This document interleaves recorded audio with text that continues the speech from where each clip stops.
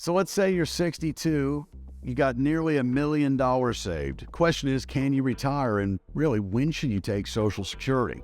I want to dive into this today because there are a lot of variables that can make or break this plan. Keep it right here.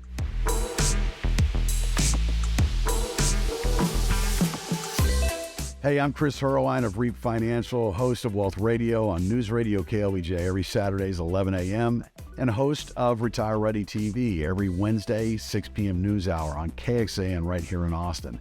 Thanks for tuning into our YouTube channel. If you liked our video today, be sure and subscribe and give us a thumbs up. Okay, so let's say you're 62. You've got 900 grand. Can you retire? And by the way, when should you take Social Security? You know what's interesting is no matter if you have 900,000 saved or 9 million saved, the success in your retirement is really dictated heavily by the lifestyle we have to maintain. It can also be dictated by the type of market you're retiring into. Are we retiring into a bull market? Are we retiring into a bear market? What are tax rates? Tax rates right now, as the day of this video, are at historic lows. But if you're like me, they could potentially go up. And then, when do you take Social Security? If you retire at 62 and you go ahead and defer Social Security, well, yeah, your benefit's growing, but now you're hitting your money, your assets early on in retirement, maybe heavier than it could make sense. So this is why a well-coordinated plan with your income and your Social Security has to be considered. Now, one of the things to consider at 62 retirement is that's early when it comes to Social Security. For most of you, your full retirement age on Social Security isn't until about 66, and most of you today, even 67. So when you take your Social Security early, let's say at 62, you could have a haircut on that of 25 to 30+%, depending on when your full retirement age is.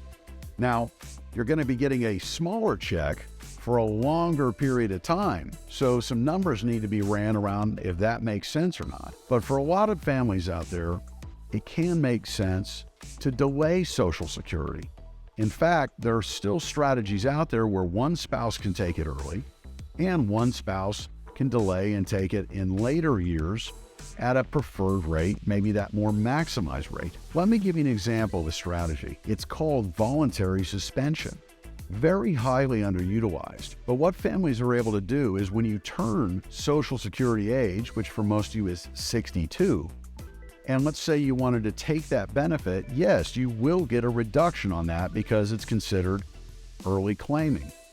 Now, you can take that check from 62, 63, 64, 65, and let's say your full retirement age is 66. Well, at that point in time, if you so choose, you could voluntarily suspend your benefit, turn it off, and then let it begin growing in deferral again by 8% a year.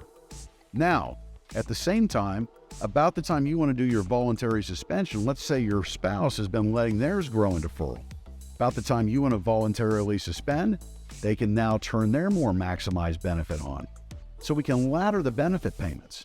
Now get this, if you took it early at 62 and you wanted to turn it off, let's say the following year, 63 or 64, you would have to pay back everything that you took out of the system because you have not turned full retirement age yet. With voluntary suspension strategy that I'm mentioning, you can take it early and you essentially take it till you turn full retirement age. If you voluntarily suspend after you hit full retirement, you don't have to pay the benefits back. And in most cases, your benefits now growing in deferral and you're making up credits, growth that is, for the haircut you took in earlier retirement. So a Social Security claiming strategy with your $900,000 in assets at 62 can be critical to the success of your retirement. Also, you got to consider taxes. Most of you, your money is in IRAs and 401ks. So if that's what's comprised of that $900,000, keep in mind that you're now in a position where you got to start pulling money out of an account, and it's an account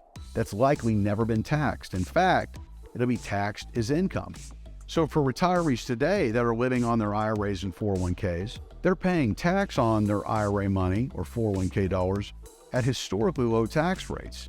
Okay, but as tax rates potentially go up in the future, and they very well could, make more sense to take Social Security dollars. Social Security dollars for most of you, only up to 85% of the benefit is taxed. For some, only 50% is taxed.